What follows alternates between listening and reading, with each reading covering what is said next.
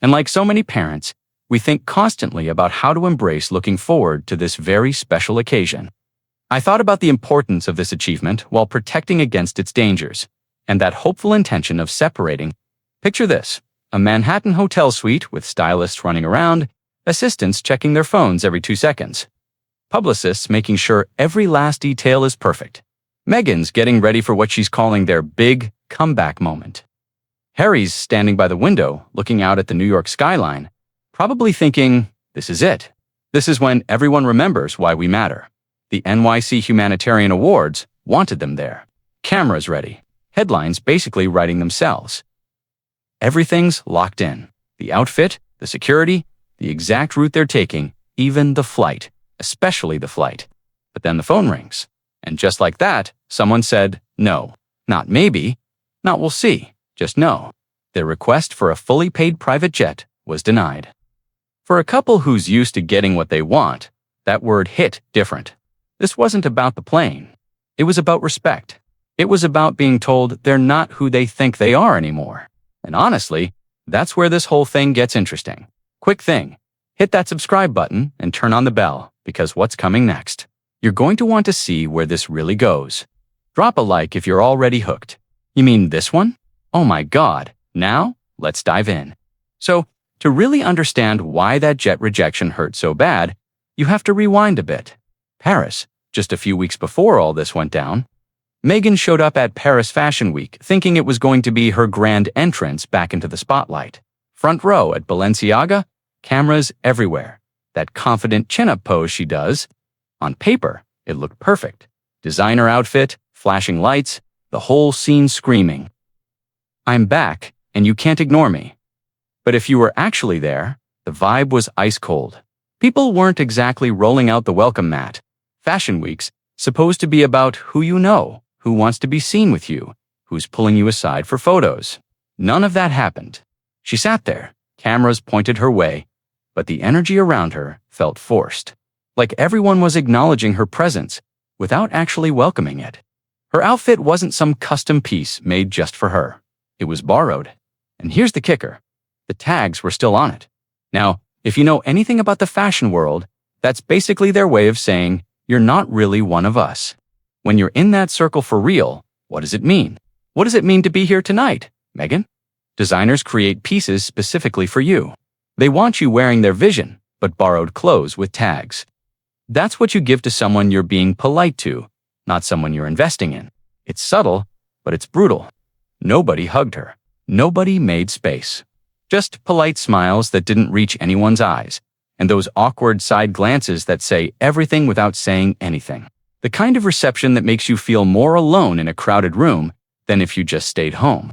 Then there's the whole tunnel situation. Meghan Markle is getting an award for fighting the dangers of social media. The irony is gold. She says word got out pretty fast that she'd taken a drive through that specific tunnel in Paris. Yeah, that one where Diana's life ended. The official story was, she didn't know. She wasn't aware of the location's history.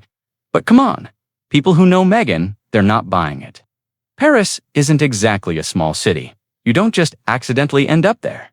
Insiders started whispering almost immediately that it felt way too planned. Like she was trying to channel some of that Diana energy to boost her own relevance. Trying to capture that same tragic romantic mystique. Prince Harry and Meghan Markle just got the title of Humanitarians of the Year. But behind the glam, they're reportedly plotting a royal peace that still follows Diana's name decades later. Whether that's true or not doesn't really matter. The damage was done. Perception became reality. People started seeing her less as someone carving her own path, and more as someone living in someone else's shadow. And that's a comparison you can't win.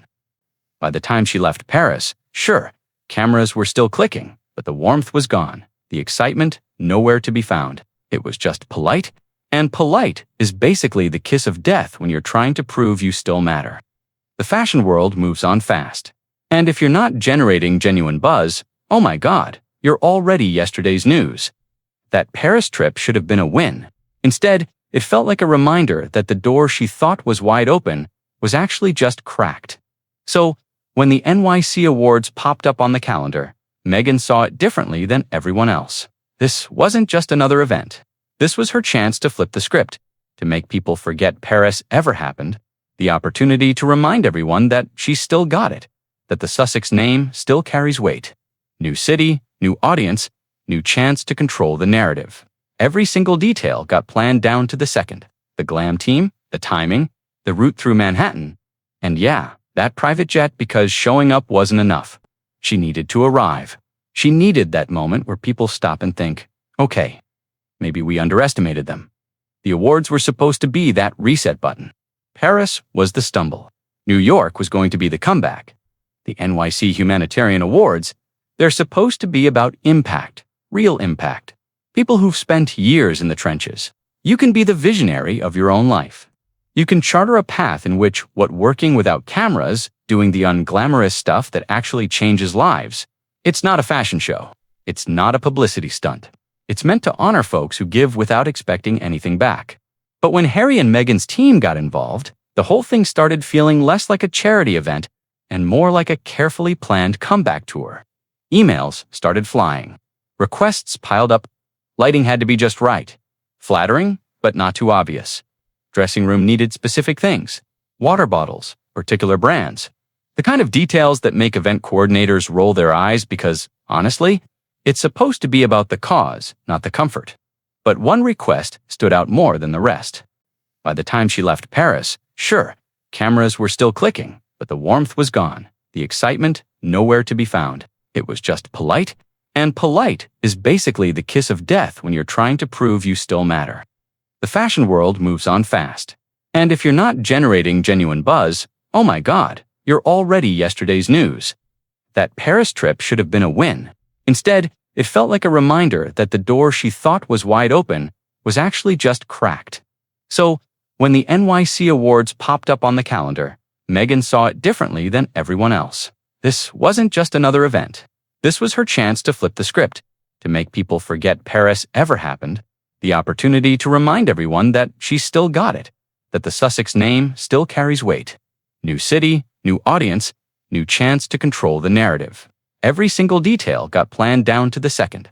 The glam team, the timing, the route through Manhattan, and yeah, that private jet because showing up wasn't enough. She needed to arrive. She needed that moment where people stop and think, okay, maybe we underestimated them. The awards were supposed to be that reset button. Paris was the stumble. New York was going to be the comeback. The NYC Humanitarian Awards, they're supposed to be about impact, real impact. People who've spent years in the trenches. You can be the visionary of your own life. You can charter a path in which what working without cameras, doing the unglamorous stuff that actually changes lives. It's not a fashion show. It's not a publicity stunt. It's meant to honor folks who give without expecting anything back. But when Harry and Meghan's team got involved, the whole thing started feeling less like a charity event and more like a carefully planned comeback tour. Emails started flying. Requests piled up. Lighting had to be just right. Flattering, but not too obvious. Dressing room needed specific things. Water bottles, particular brands. The kind of details that make event coordinators roll their eyes because, honestly, it's supposed to be about the cause, not the comfort. But one request stood out more than the rest. Paparazzi is fun. It's intrusive. It's exhausting. It can genuinely feel overwhelming when you're just trying to get from point A to point B without turning it into a spectacle. But people who were actually there in Paris, they're telling a different story. The chaos wasn't some random ambush that caught everyone off guard. It wasn't photographers coming out of nowhere, surprising her security team with an unexpected attack. The route Meghan took that day wasn't exactly a secret. Watch closely and notice the small details that many people missed when Prince Harry and Meghan Markle arrived at a ceremony. Word had gotten out beforehand about where she'd be, what time she'd be leaving the venue, which streets she'd probably take back to wherever she was staying. Photographers knew where to position themselves because, well, they'd been tipped off. Whether that came from her team directly or just leaked through the usual channels doesn't really matter at this point. The point is, it wasn't spontaneous. These guys didn't just happen to be in the right place at the right time. They were waiting, ready, cameras prepped, and positioned exactly where they needed to be. And when someone's route is that predictable, when the timing lines up that perfectly, it starts looking less like Meghan Markle is sharing some insight into her and Prince Harry's parenting. The Duchess of Sussex spoke about the couple's approach to harassment and more like coordination. Like everyone knew their role in the production. And that tunnel drive, the one through Ponte Alma, where Diana's story ended all those years ago, her team said she had no idea. That she didn't realize where she was until afterward. That nobody told her, nobody planned it. Just an unfortunate coincidence. But come on, you're in Paris. You've got a whole team handling logistics, security planning every single move down to the minute. Did you notice Meghan Markle's chilling look at Prince Harry during the New York event? It revealed something truly unsettling. Drivers who know the city inside and out, and somehow nobody mentioned, hey, maybe avoid that specific tunnel in a city with dozens of routes to get anywhere.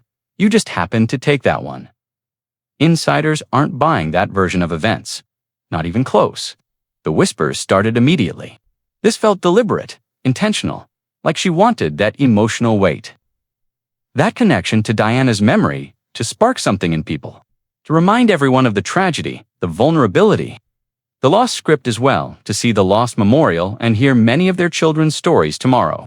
I think it will resonate, whether that's what actually happened or just how it looked from the outside. The result was the same.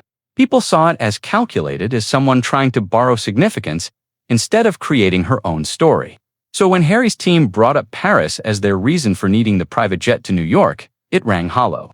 Really hollow, because the whole safety argument falls apart when you realize the danger in Paris looked a lot more like a photo opportunity that got messy than an actual security threat.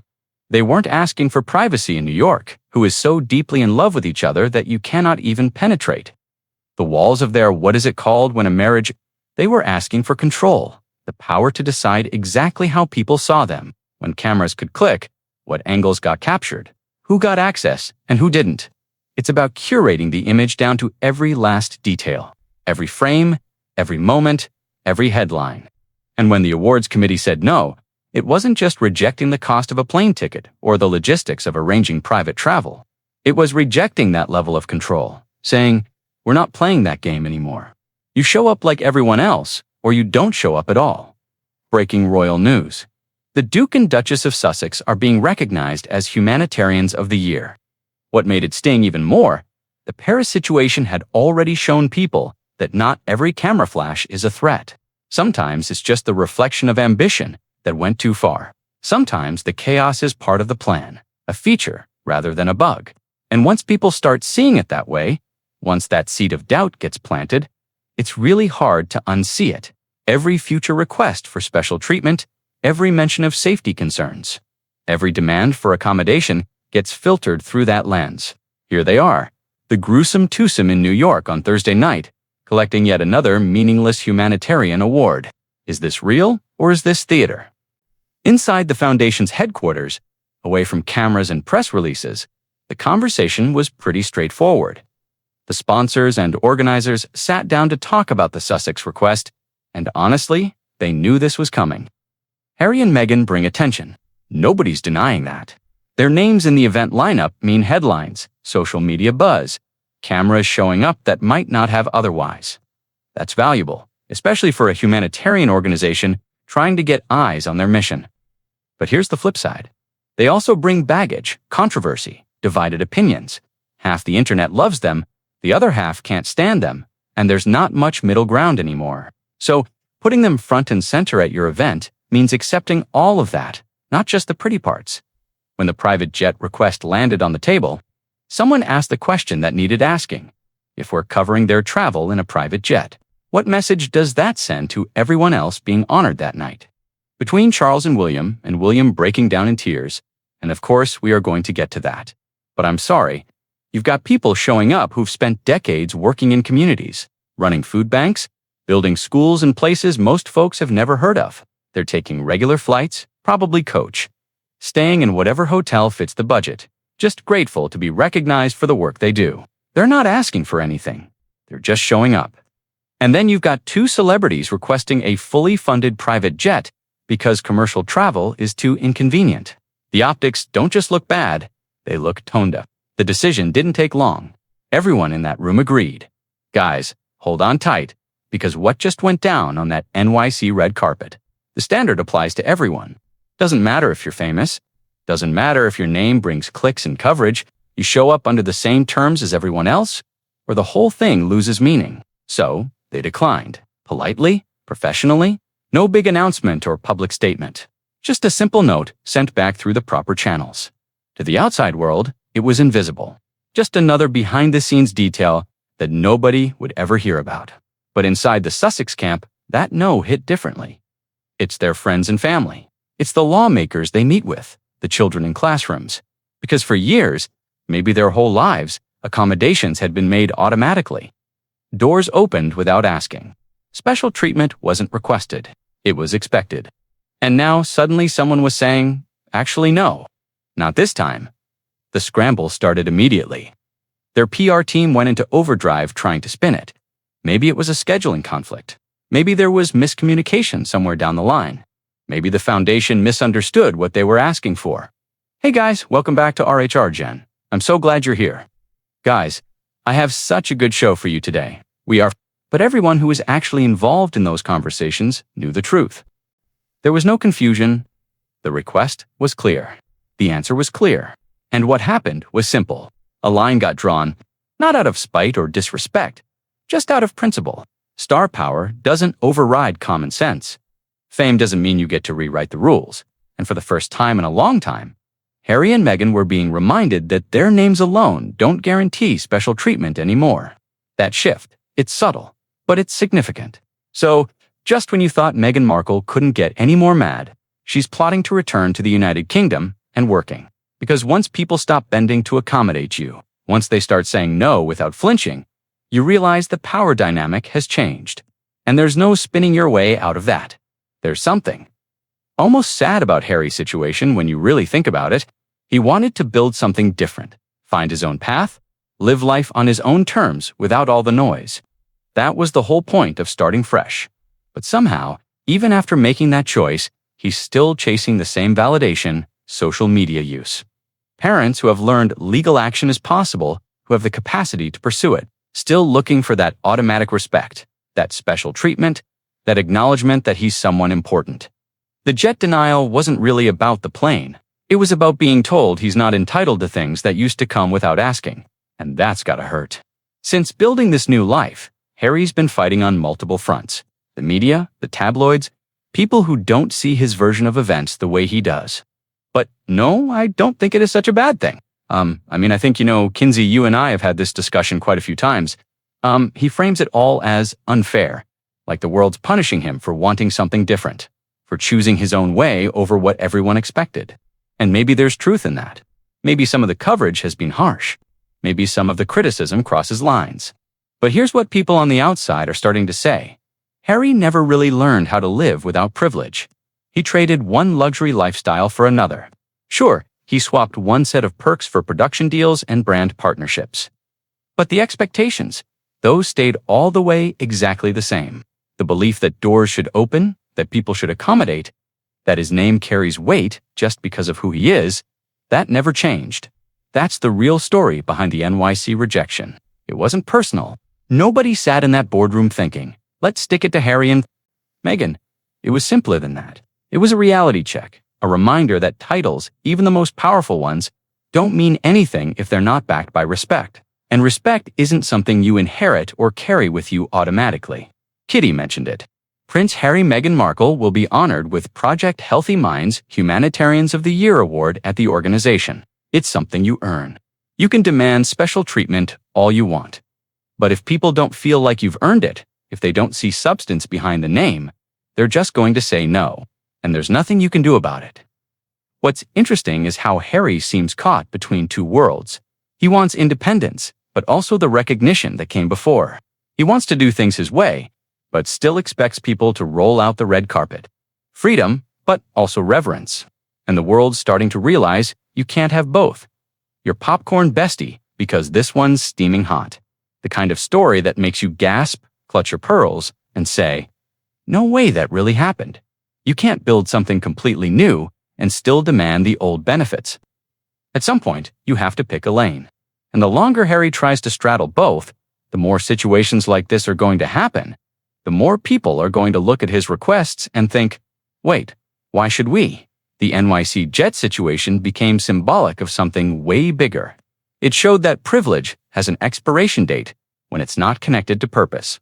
That influence fades when it's not backed by action. It was supposed to be a glamorous night, glitzy lights, a humanitarian award, and a red carpet in New York. Harry and Meghan can tell their story a million different ways, spin every narrative to make themselves the heroes or the victims. But none of that changes what's happening in real time. The world's moving on, not out of hatred or anger, just out of indifference. And indifference might actually be worse. Because when people are angry, at least you're still in the conversation. When they're indifferent, you're already yesterday's news. So, the night finally arrives. The Duke and Duchess of Sussex attended the Project Healthy Minds World Mental Health Day Gala last night to accept the award. No private jet cutting through the sky. No motorcade rolling through Manhattan like something out of a movie. Just a black SUV navigating city traffic like any other car on the road. Nothing that makes people turn their heads. It's quiet. Almost too quiet for two people who've spent years being the center of attention. Inside that car, you have to imagine there's this heavy silence. The kind where nobody's saying much because there's too much to process. This was supposed to be their night. The moment where everything clicked back into place. Let's talk about the PR moment that everyone wrote about, but almost no one understood. But somewhere between the planning and the actual event, something shifted. They still get recognized when they step out. Cameras still show up. Flashes still pop. But it feels different now. The energy's changed. It's not that electric buzz of excitement anymore. Not that crowd pushing forward. It's more procedural, like people are there because it's their job, not because they're genuinely invested. The photographers snap their shots, check their cameras, move on to the next person. At least he's got to say, right? We've got to keep looking forward, because the forward bit is the important part with regard to the royal family. No frenzy, no desperation to capture every angle. Just routine coverage of another celebrity appearance. And when you've built your whole identity around being more than just another celebrity, when you've spent years insisting you're different, special, that routine treatment stings. Their names still carry weight. They're not nobodies. When Harry and Meghan get mentioned, people know exactly who you're talking about. But the context has shifted. It used to be admiration, fascination. It was supposed to be a glamorous night, glitzy lights, a humanitarian award, and a red carpet. Now, it's more like curiosity mixed with fatigue. People are interested, sure, but not invested. They'll click on a headline if it pops up, but they're not seeking it out. The world's attention span has moved on to other things, other people, other dramas that feel fresher. What really hammers this home is the contrast. Years ago, their presence would have been the headline, the main story. Now they're part of the event, not the event itself, just another name on the program. The shift from main character to supporting cast happens gradually. Then suddenly, in the strange world of royal gossip, it doesn't take much for a whisper to turn into wildfire. One casual remark, one suspicious gap in a timeline, and this night, pulling up in that regular SUV without the fanfare they'd requested, probably felt like one of those suddenly moments. The kind where you realize something's fundamentally changed and there's no going back. Inside the venue, they smile for photos, shake hands, say the right things. From the outside, everything probably looks fine, professional, polished. But there's got to be this underlying awareness that the power dynamic isn't what it used to be, that their requests don't carry the same weight. In the strange world of royal gossip, it doesn't take much for a whisper to turn into wildfire. One casual remark, one suspicious gap. That no is becoming more common. The awards ceremony happens, speeches get made. People clap. The night unfolds exactly as planned, just without the special accommodations they'd wanted. And maybe that's the real point. Life goes on, events happen, the world keeps turning with or without the private jet. So yeah, the jet never took off. No private aircraft, no red carpet arrival that stops traffic. Just a regular ride like everyone else. That grounded jet became the perfect symbol of what happens. Congratulations. Congrats on your achievement. When privilege loses its connection to purpose, you can have the biggest name in the room, but if people don't see value beyond the headlines, the shine wears off fast. Harry and Meghan have spent years controlling their narrative, telling their side, making sure everyone knows what they've been through. Some of that resonates, But there's a growing number who are just tired, not angry, just done. They've heard the story, and at some point you start wondering, what are they actually building beyond the narrative? Attention has a shelf life. People move on. And when you've built everything on staying relevant, that shift hits different. The applause gets quieter, more polite, until one day the room's half empty. Here's the real question. When cameras aren't flashing as bright, when your name doesn't automatically open doors anymore, what's left? What do you stand for when nobody's watching? The NYC jet situation is small, but it's symbolic. You can't demand respect. You can't force relevance. A photo of Archie and Lilibet during their private meeting a few weeks back. Do you think there's a chance of a peace deal happening? And you can't live off your name forever without backing it up. Headlines aren't the same as legacy. They're not the same as respect. And they're definitely not the same as second chances. Those are running out. Not because people are against them, but because the fatigue has set in. Once indifference replaces interest, it's hard to turn it around. The Jets stayed grounded that night, but maybe in a way, so did they. Stuck between who they used to be and who they're trying to become, with the world watching just a little less closely every time. So, that's the story behind the grounded Jet. Wild, right? If you made it this far, drop a like and let me know in the comments what you think about all this. Are Harry and Meghan still relevant, or has the world really moved on?